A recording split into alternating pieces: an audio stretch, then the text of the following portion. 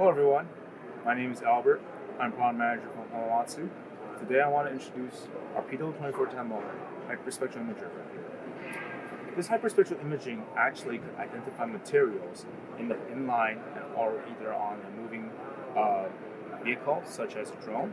And today we're demonstrating using our InGaAs camera here on this hyperspectral imaging. What does hyperspectral imaging do?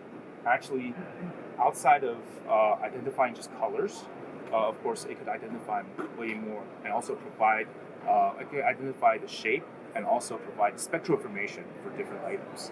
For example, right here, we have 5 different pieces of plastic, but actually there's only 2 types of materials inside of these 5 pieces of plastic. And actually, as you can see, using your bare eyes cannot see it, using hyperspectral imaging to identify not only the shape, but also which material where it's at. How does it work? Hyperspectral imaging with shortwave infrared InGaAs camera could actually identify the spectrum of each material right here. It has a slit and a gradient side, collecting the near-infrared spectral information and the image into this 2D InGaAs camera.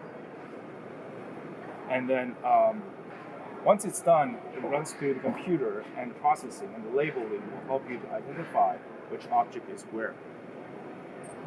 If you have more questions and want to talk about it, come to PW and hope to see you there. Thank you.